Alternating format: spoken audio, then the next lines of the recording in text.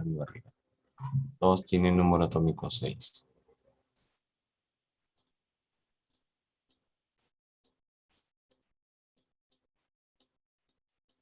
Entonces, en la tabla periódica, yo no puedo poner la masa atómica de uno solo de ellos. Por ejemplo, de este, a pesar que es el más abundante. Así sea el 0,02% y este 0,001%, hay que considerarlos, ¿no? Entonces, ¿cuál pongo en la tabla periódica? Vamos a poner en la tabla periódica una masa atómica relativa promedio ponderado, ¿no? Promedio ponderado.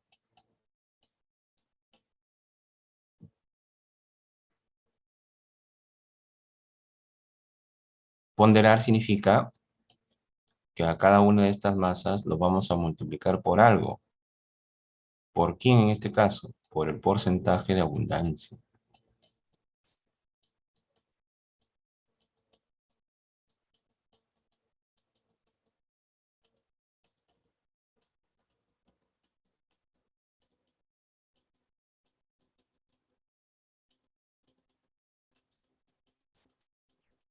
Y se divide entre la sumatoria del porcentaje de ponderación.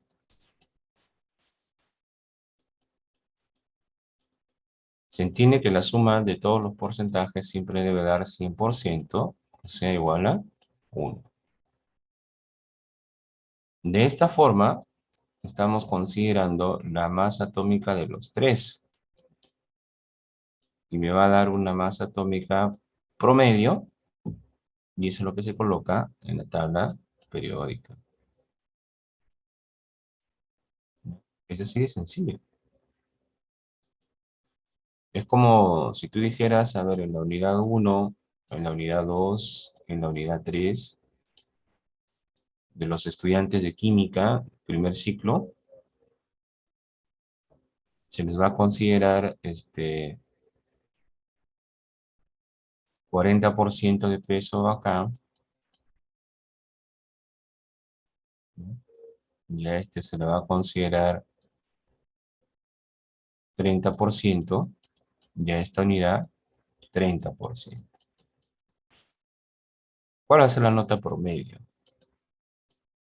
Aquí ha tenido 15, aquí ha tenido 10, y aquí ha tenido 16. ¿Qué hacemos? Un promedio ponderado. La nota promedio va a ser igual a 15 por 40% más 10 por 30% más 16 por 30%, todo entre la sumatoria de 40, 30 y 30, o sea, 100%, que es 1, ¿no?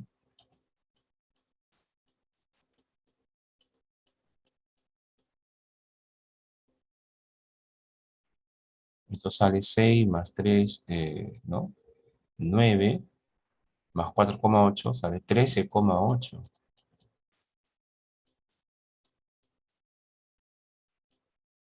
13,8. ¿Ya? Es un promedio ponderado nada más. Muy bien. Ahora sí, empezamos con el tema de la clase, ¿ya?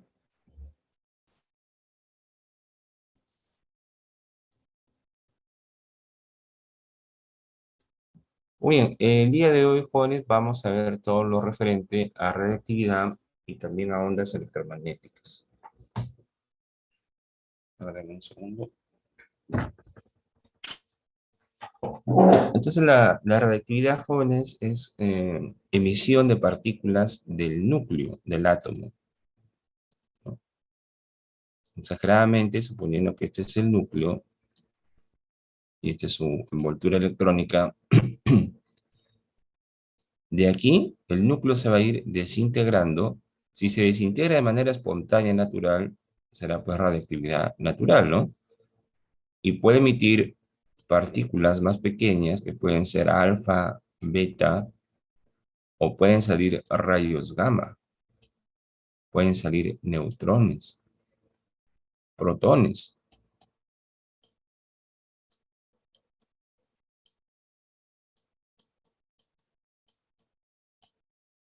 perdón.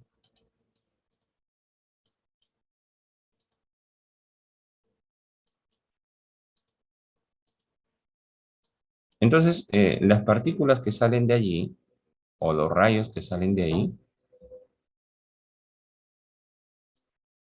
tienen una notación, ¿ve?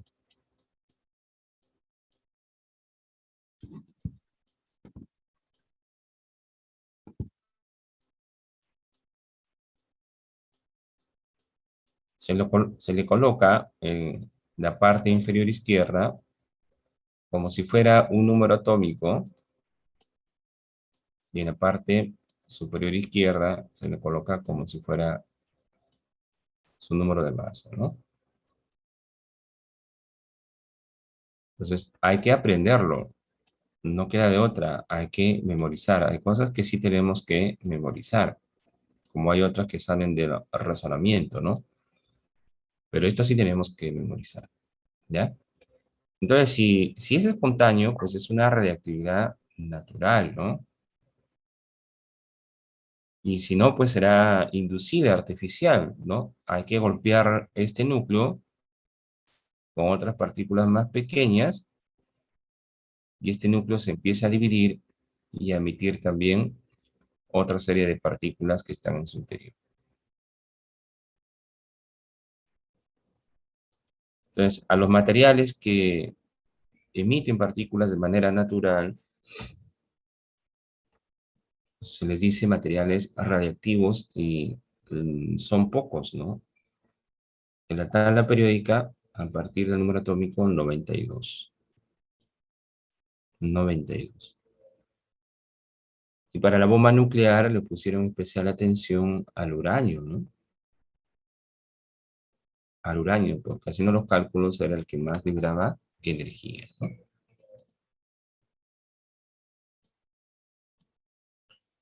Muy bien.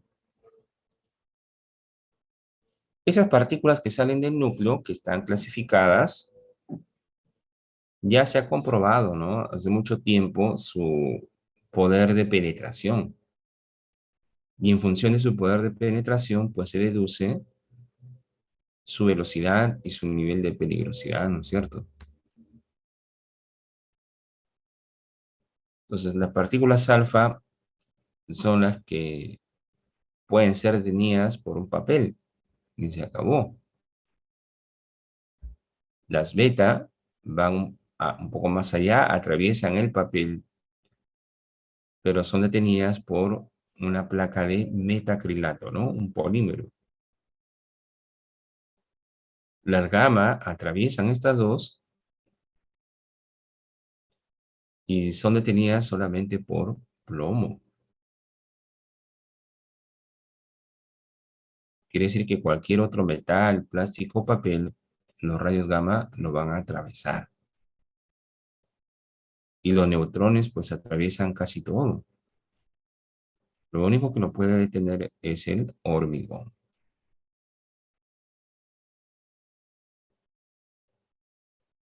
¿Ya? Entonces, observen ahí un detalle. Lo gamma se ha dibujado así. Mientras que las otras partículas se dibujan como pelotitas.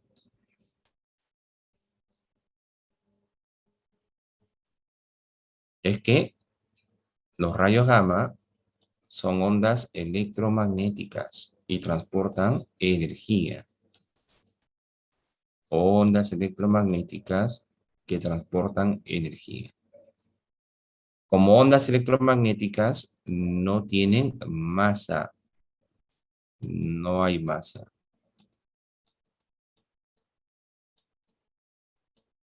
En cambio, los rayos alfa, beta y los neutrones sí tienen masa. ¿Por qué? Porque son pelotitas pequeñas, por decirlo así, ¿no? ¿Eh? Todo eso de dónde sale? De núcleos radiactivos. Ahí está, esto es lo que tienen que memorizar.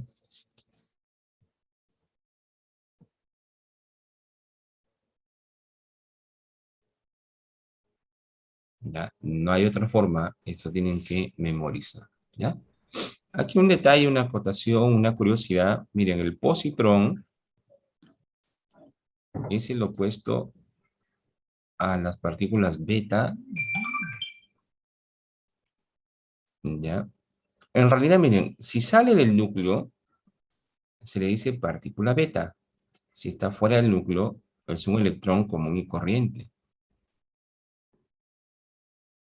Pero dentro del núcleo también hay partículas con masa y carga del electrón. Recuerden que les dije que el electrón sí era una partícula fundamental. Al electrón no lo puede seguir partiendo. Entonces, al destruir un núcleo, va a emitir, por así decirlo, pelotitas más pequeñas y una de ellas puede ser partículas beta que, en buena cuenta, son lo mismo que el electrón. ¿Ya? Pero también existe, miren, su opuesto, el positrón. ¿En qué se diferencia? Simplemente en que tiene carga opuesta. Y el positrón es la antimateria, así se dice, es la antimateria del electrón.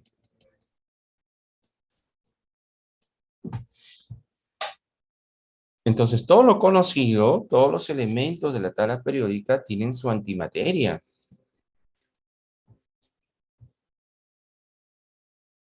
Cuando se creó la materia, o bueno, cuando espontáneamente la materia apareció, apareció junto con su antimateria. Pero conforme se iba expandiendo el universo, la antimateria se separó de la materia, ¿no? Ahora, la antimateria libera mucho más energía que la materia convencional, la materia normal. Lástima que no abunda en el universo, es muy escaso, y provocarlo, sintetizarlo, es muy costoso. O sea, a finales de cuentas, no conviene por un tema de costos.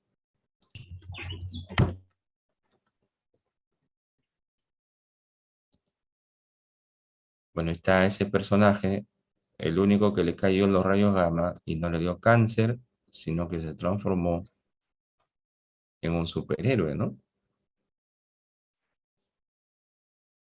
Eso me trae a colación casos que han habido de descuidos cuando no habían protocolos o no se adoptaban protocolos de seguridad.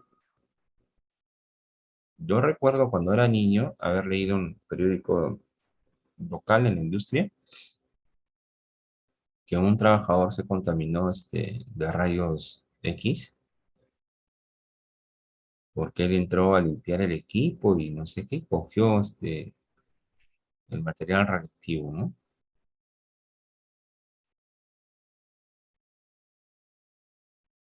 No sé si alguna vez ustedes se han ido a sacar rayos X.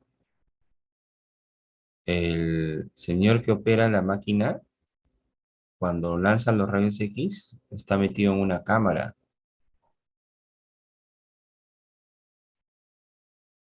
O sea, a la persona que necesita las placas, obviamente va a ser bombardeada los rayos X, pero él no puede estar siendo expuesto a esta radiación.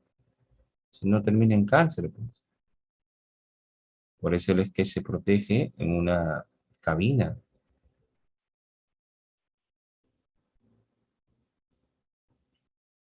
Imagínense todos los días, durante 8 horas, sacando placas, tiene que protegerse, ¿no? A la persona que le sacan la placa, ya, pues como quien dice, caballero, tampoco es que se saque placa siempre, ¿no?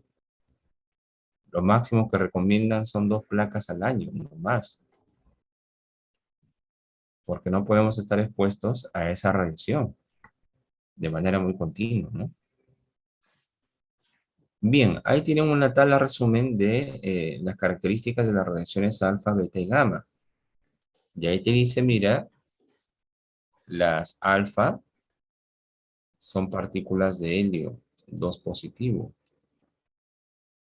Las beta son partículas de electrones. Y las gamma son de naturaleza electromagnética, no tienen masa. Con respecto a la carga, a las alfa tienen carga más 2, la beta menos 1, las gamma no tienen carga.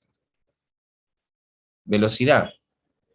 Las alfa es un décimo la velocidad de la luz, las beta 9 décimos la velocidad de la luz, y las gamma, por ser onda electromagnética, su velocidad es la velocidad de la luz. Todas las ondas electromagnéticas se desplazan a una misma velocidad llamada velocidad de la luz.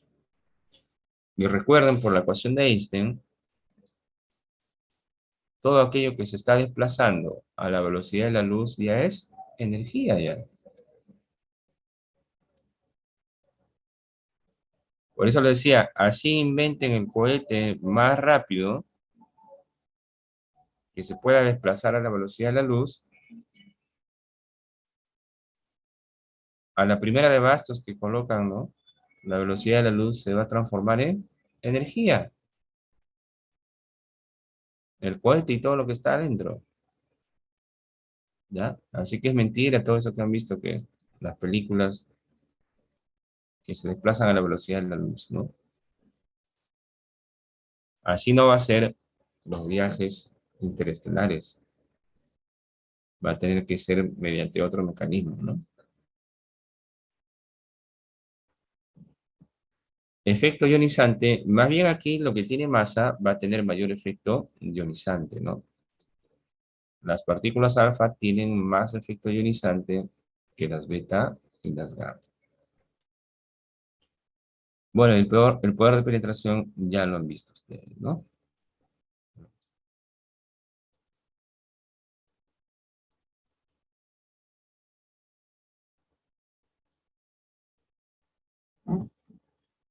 Bien, balance de ecuaciones nucleares.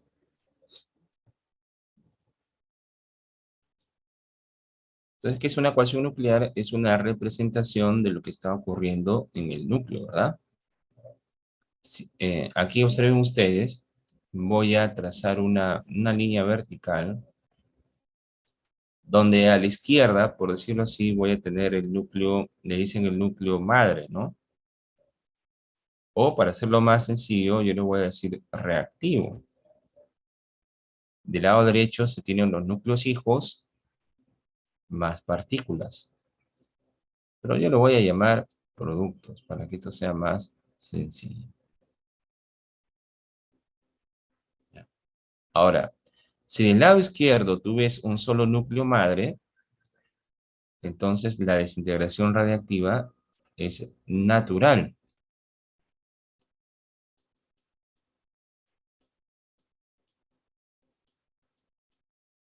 Pero si del lado izquierdo estás viendo neutrones, eso nos puede indicar, más el núcleo madre, nos puede indicar que eso es artificial, ¿no? Inducido, para romper el núcleo.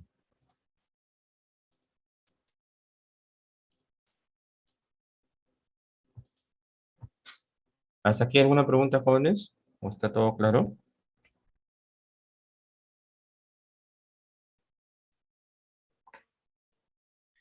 Profesor, ¿puede volver a explicar, por favor?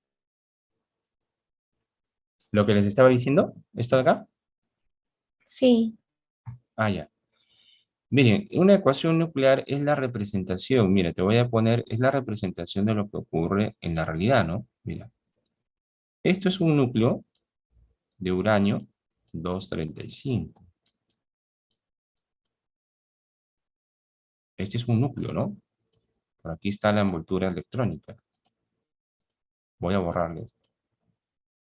Ya está.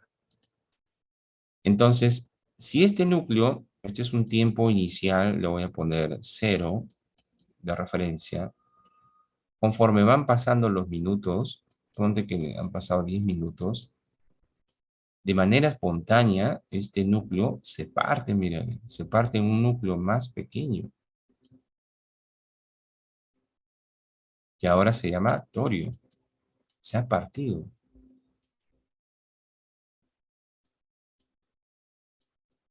Y adicionalmente, acá en este núcleo, ha habido partículas alfa.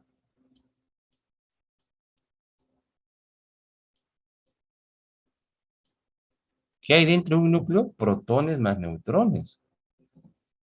Pero les dije, esos protones y neutrones se parten, ¿no? Los protones sobre todo. Dentro de los protones hay una variedad de subpartículas, ¿no?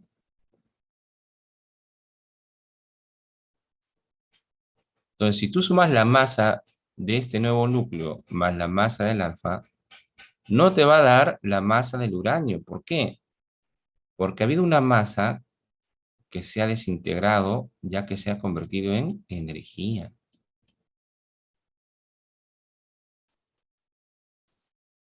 Ahora, si tú quieres saber cuál es la masa que se transformó en energía, despejamos de la ecuación de Einstein, ¿no?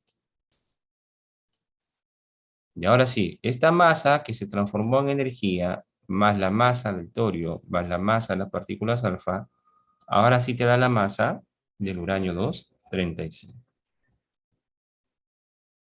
Entonces, esta ecuación está representando todo esto que acabo de explicar. ¿Ya? Ahora sí, ¿se entendió? Sí, Muy bien.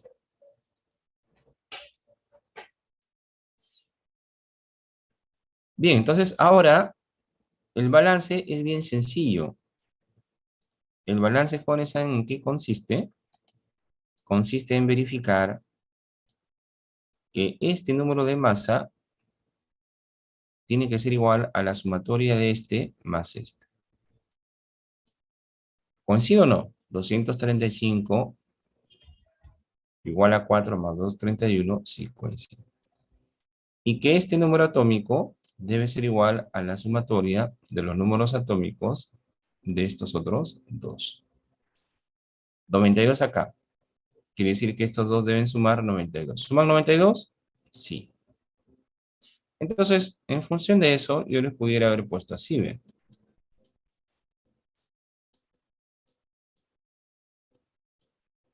Aquí yo te pongo una incógnita X, aquí te pongo 2. Aquí yo te pongo 231 y aquí te pongo Y. Y te puedo plantear las preguntas, ¿cuánto vale X y cuánto vale Y? ¿No es cierto? Y ahí aplicas el principio, pues, ¿no? Este más este debe sumar 235. Y despejas X, ¿no? Abajo se debe cumplir que 92 es igual a 2 más y despejas Y. En esto consiste el balance de las ecuaciones nucleares, ¿ya? Ahí tenemos otro ejemplo. Mira, un núcleo de carbono 14 desprende, se parte y desprende partículas beta. Producto de esa partición, un núcleo más chiquito, que es el nitrógeno 14. Y obviamente, pues, una energía que se ha desprendido, ¿no? Una masa que se transformó en energía. Unidades de energía, joules, ¿verdad? Ahí se puede poner los joules que botó de energía.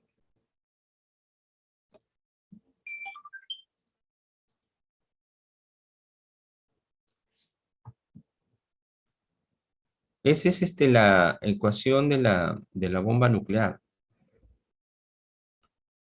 La primera bomba que se lanzó fue hecha de uranio 235, algo de 200 gramos. Para forzar de que produzca como una reacción en cadena hay que bombardearlo de neutrones.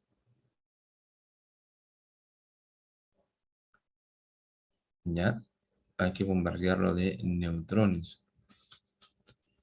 Y eso genera pues ya que el uranio se parta, mira, en dos núcleos más pequeños y a su vez arroje dos neutrones. Esos dos neutrones salen disparados, buscan más núcleos de uranio y todo esto se repite y se repite a una velocidad impresionante, ¿no? Liberando una gran cantidad de energía.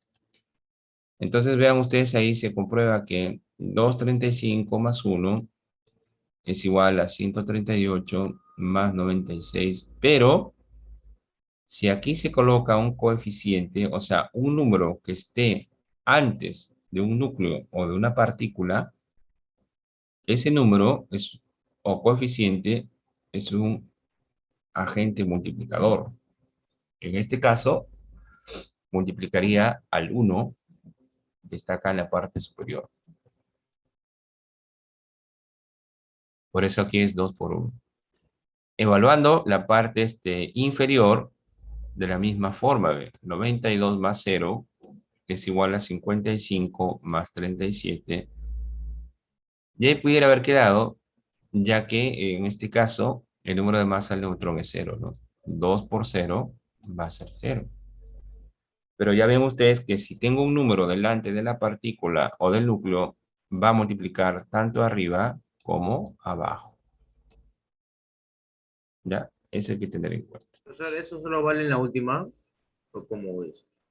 Perdón, no escuché. Disculpe, buenos días. ¿Eso solo vale en la última que se multiplica al final? ¿O cómo es esa regla?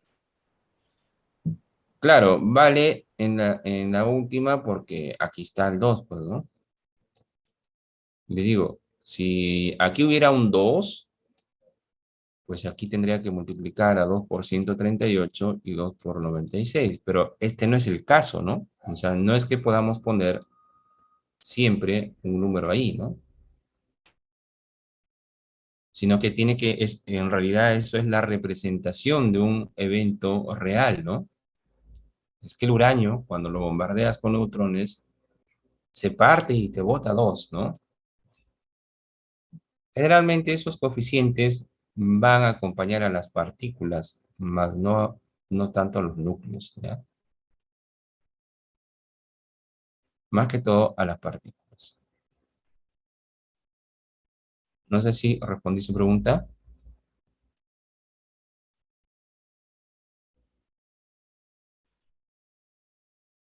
¿Sí? ¿Se entendió? Sí. Claro, tú tienes que aplicar siempre esa acción multiplicadora en donde se encuentre el coeficiente, ¿no? Aquí se entiende que es 1, ¿no? Se sobreentiende que es 1, ¿no?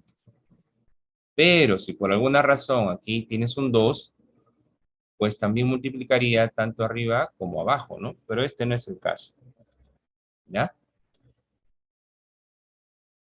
Muy bien, vamos ahora con el concepto de vida media. Si yo tengo un material radiactivo, observen ese material radiactivo, supongamos que pese 10 miligramos. No, supongamos que pese, voy a ponerle 128 miligramos. Un material radiactivo cualquiera, que se desintegra naturalmente, ¿ya? Entonces va a transcurrir un tiempo y ese material radiactivo, pero voy a poner un poquito más cerca, ahí está, ahí, se ha reducido exactamente a la mitad. Entonces, cuando un material radiactivo se reduce exactamente a la mitad, ese tiempo transcurrido se le llama el tiempo de vida media y se representa así, con T, un medio. Ese es el tiempo de vida media, el tiempo necesario que transcurre para que la masa de un material radiactivo se reduzca exactamente a la mitad.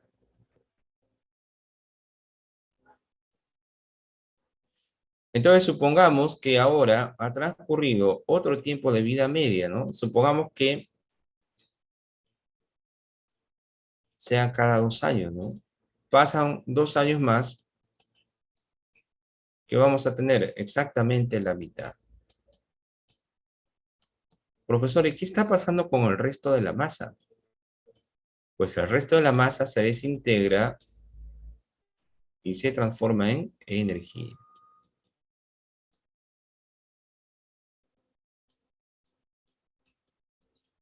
Energía, ¿ya? Entonces, de 64 para 32 ha transcurrido exactamente otro tiempo de vida media.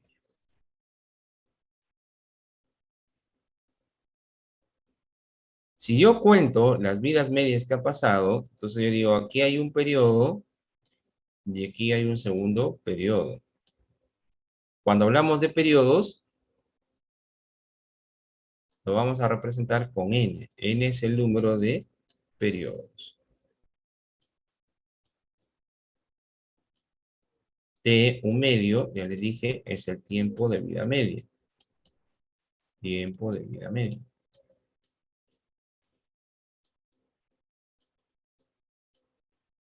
Va a haber otro T que yo le puedo llamar como un tiempo total, por decirlo así, ¿no? Un tiempo total.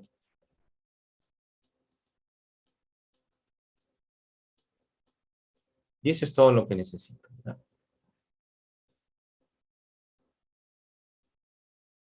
Pues hay una fórmula que se puede aplicar. La masa inicial sobre la masa final es igual a 2 a la n.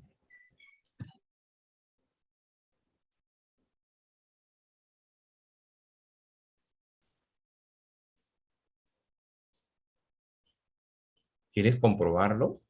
Vamos a comprobarlo. Calculen la masa inicial. Entonces aquí, acuérdense de este dato, ¿ya? Lo voy a borrar. Acuérdense de este dato, 128. Y le voy a poner M. Y ahora la pregunta es, calculen la masa inicial si la masa final, ahora esta es masa final, es 32 miligramos, ya han transcurrido 2 periodos. Entonces, ¿qué hago? Simplemente despejo de esta ecuación la masa inicial. La masa inicial, según esa ecuación, es igual a 2 a la n por la masa final. ¿Qué es n? El número de periodos. Para pasar de MI a 32, ¿cuántos periodos han pasado? 2. Entonces sería 2 al cuadrado por 32. ¿Cuánto es 2 al cuadrado? 4 por 32, 128. Entonces la masa inicial es 128 miligramos, ¿no? Lo que les dije. Entonces ya tenemos una ecuación que me representa muy bien este proceso. Y puedo calcular o bien la masa inicial o bien la masa final o el n, incluso, dependiendo de los datos que yo tenga. ¿Ya? Ahora, t, el tiempo total,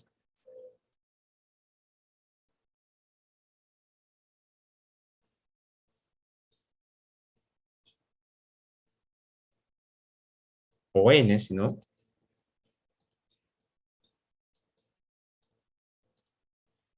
n es igual también al tiempo sobre t un medio. Al tiempo total sobre t un medio.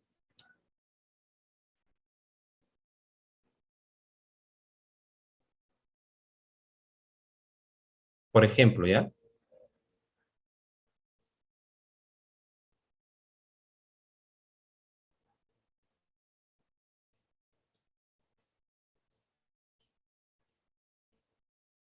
Voy a hacer un dibujito más aquí en el costado.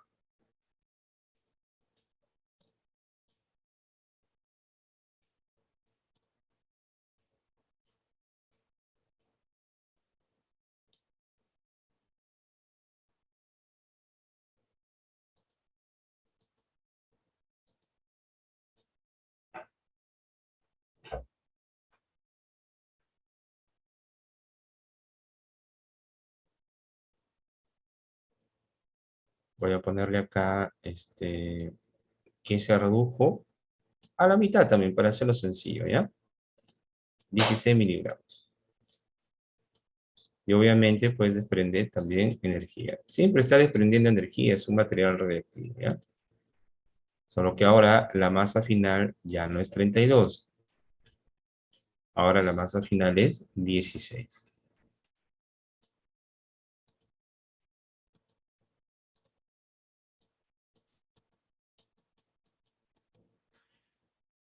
Entonces la pregunta es, calcúlese el tiempo total transcurrido al cabo de 3 periodos. Si la masa final es 16 y la masa inicial es 128. Me voy a olvidar de esto.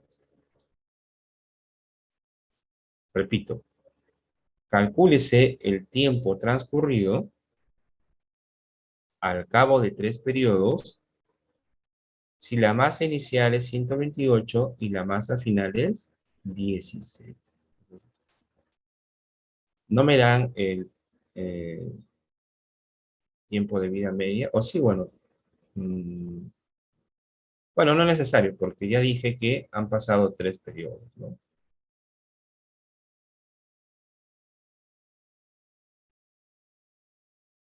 Entonces, ¿qué tengo que hacer?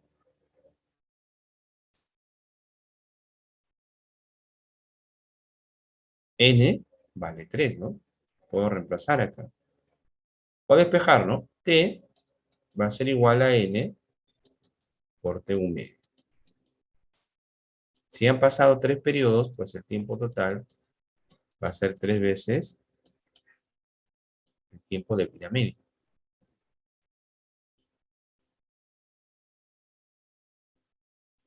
Entonces, yo sí necesitaría esto, el tiempo de vida media, porque eso va a variar dependiendo del material radiactivo, ¿no? Que puede ser minutos hasta millones de años. Depende del material radiactivo. Este es característico del material que se va o se está desintegrando. O sea, este es dato. Supongamos que el tiempo de vida media sea 10 años. Pues para que llegue de 128 a 16 han tenido que pasar o tendrán que pasar 30 años, ¿no? Ese tiempo de vida media tiene que ser dato o tiene que darnos todo para poder calcular. Ejemplo, ahora con un dato real. El caso del estroncio 90 tiene un tiempo de vida media de 28 años. Entonces, en este caso, calcúlese el tiempo transcurrido para que 16 microgramos de estroncio 90 se reduzcan hasta 2 microgramos. Entonces, aquí es igual al número de periodos por el tiempo de vida media. ¿Cuántos periodos han pasado? 1, 2, 3 periodos. Tiempo de vida media, 28, ¿no?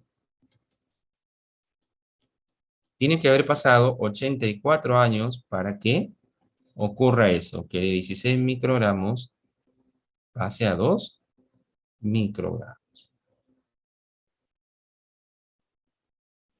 Supongamos que no tengamos este dato, calcúlese la masa final del estroncio 90 al cabo de 3 periodos en un proceso de desintegración de 16 microgramos. Entonces, aplicas masa inicial sobre masa final es igual a 2 a la n. Entonces, la masa final va a ser igual a la masa inicial sobre 2 a la n. La masa inicial es 128. Y abajo sería 2 al cubo, 8. ¿No? Perdón, la masa inicial es 16, ¿no? Me quedo con el dato del ejercicio anterior. La masa inicial es 16. Y abajo sería 8, y 16 entre 8 es 2, ¿no? La masa final es 2 microgramos, ¿no? Justo lo que te indica acá.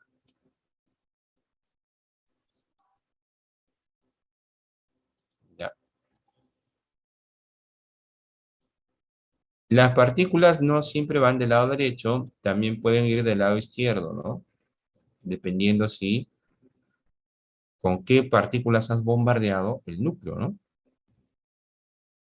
Ya.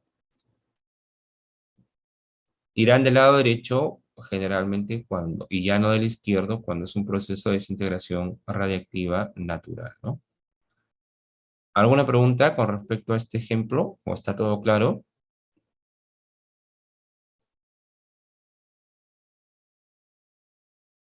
O sea, lo que hay que memorizar acá también es ese par de fórmulas, ¿no? Masa inicial sobre masa final 2 a la n, y el n esté sobre T un medio, ¿no? Eso es todo lo que hay que saber.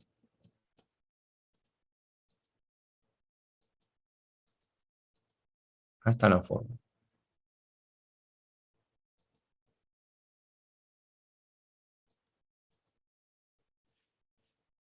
En este tipo de ejercicios, jóvenes, es bastante útil ¿no? Estas reglitas, ¿no? De logaritmos, ¿no? Logaritmo de x a la y es igual a y por logaritmo de x. Logaritmo de x por y es igual a la sumatoria de los logaritmos de cada factor. Y si fuera logaritmo de una división, en este caso es la resta, ¿no? De los logaritmos de cada factor.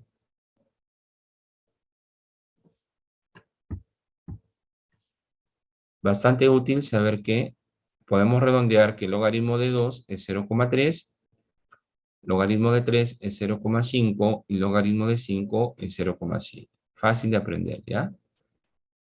Ya que ustedes no van a usar calculadora en el examen, pues es bastante útil saber esos datos.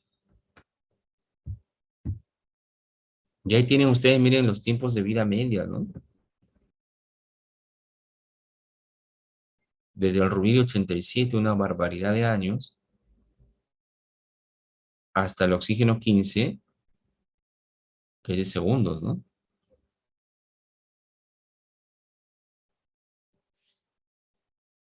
El carbono 14 se utiliza, el análisis del carbono 14 se utiliza para fechar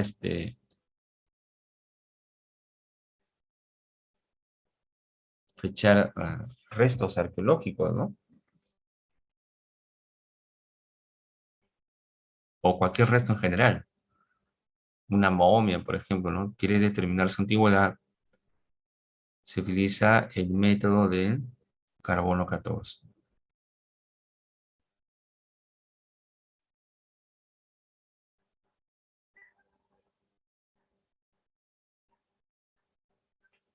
No es un método 100% eficiente, pero sí bastante aproximado. ¿Ya? Algunos materiales radiactivos se utilizan para el tratamiento de cáncer, ¿no? Pero cuando una persona está con cáncer, le hacen un tratamiento combinado, ¿no? Con la quimioterapia. ¿La quimioterapia en qué consiste? En suministrarle unos medicamentos muy fuertes al paciente, ¿no? Y la segunda parte de este protocolo, de este tratamiento, es la radiación, le llaman, o irradiación, ¿no? Irradian al paciente con, en este caso, cobalto 60, dependiendo del tipo de tumor, ¿no?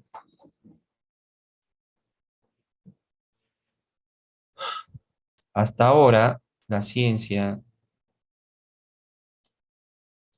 está luchando por encontrar mejores tratamientos al cáncer, ¿no? Porque estos dos en realidad no son tan eficientes.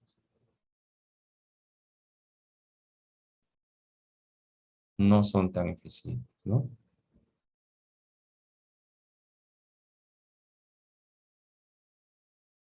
¿Por qué? Porque,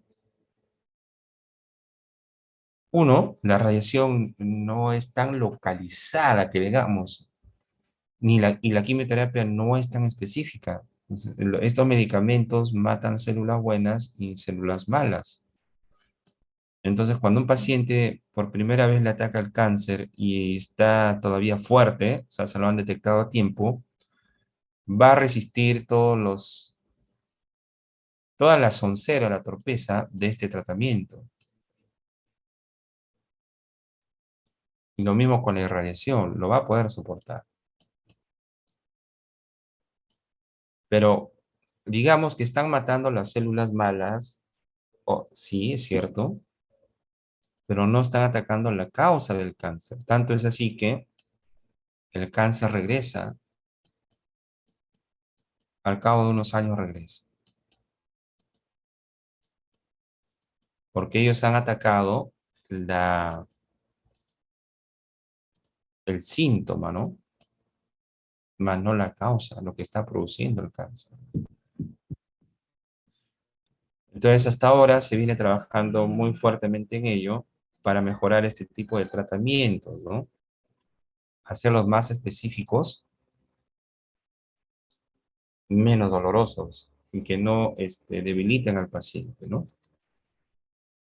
Lo malo, como les digo, es que siguen atacando la consecuencia y no la causa, ¿no? Si bien el tratamiento puede mejorar, pero es muy probable que el cáncer regrese, como en la mayoría de los casos, ¿no?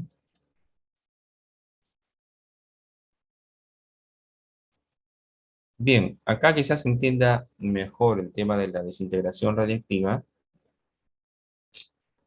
Arriba del lado izquierdo ustedes ven una bomba de fisión, que es la bomba de Hiroshima. 200 gramos de uranio desarrollaron una energía destructiva de 15 kilotones, pero ahora Rusia tiene la bomba de hidrógeno, es la bomba de fusión más poderosa. Obviamente también la tienen Estados Unidos, pero ya Rusia tiene unas buenas bombas guardadas ahí de 50.000 kilotones, ¿no? Lista apuntando a Estados Unidos, ¿no? Y a China todavía, ¿no? Porque China creo que son aliados.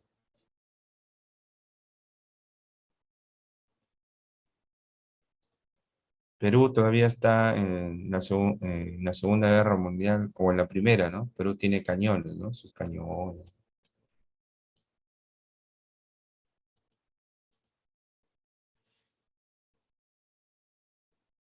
Corea del Norte, creo que les dije, ¿no? La semana pasada, le tomó 60 años en desarrollar su carrera armamentista nuclear. Su primera bomba nuclear la obtuvieron luego de 60 años. Estados Unidos, ¿cuánto demoró? Creo que 3 años, ¿no? 3 años para construir la bomba de Hiroshima, ¿no? En el famoso proyecto Manhattan, ¿no? Donde reunieron al top de los científicos de ese momento. Y lo lograron, ¿no?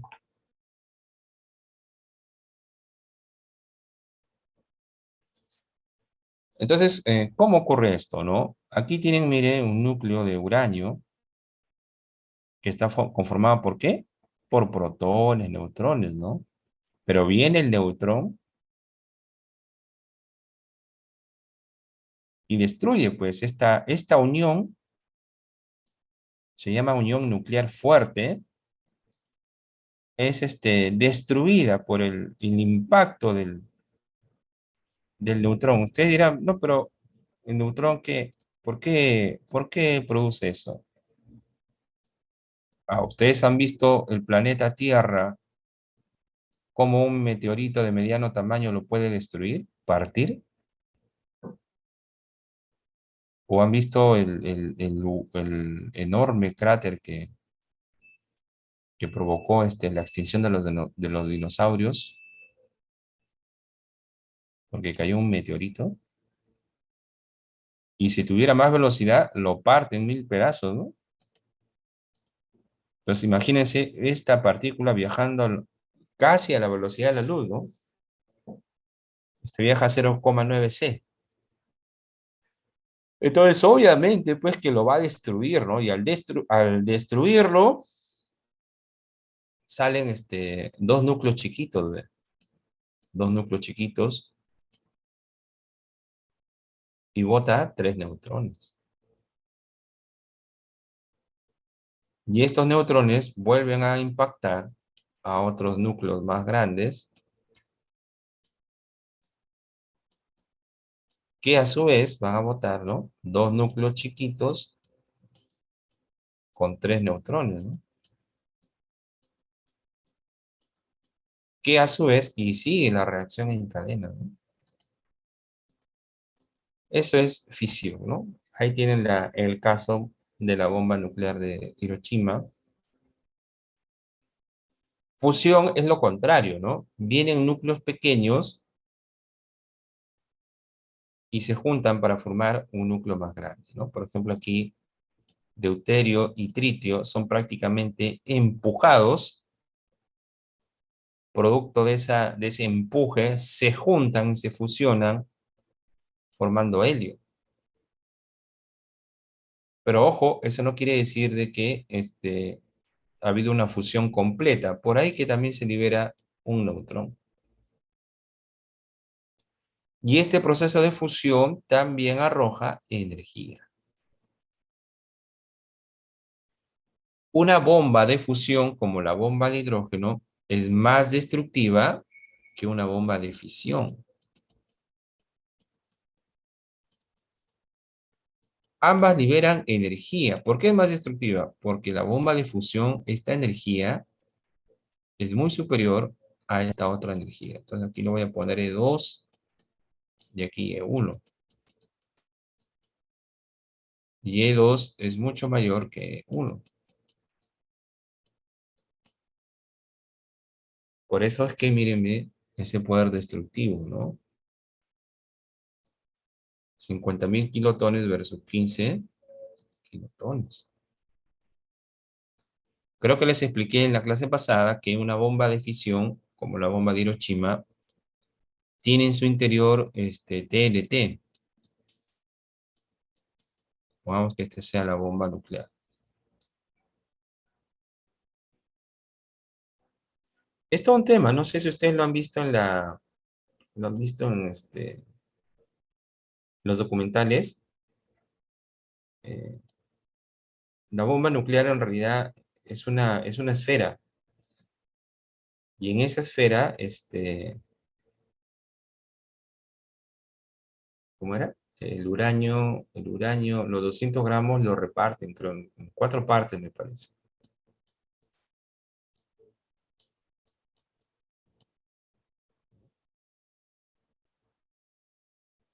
Y aquí adentro hay TNT,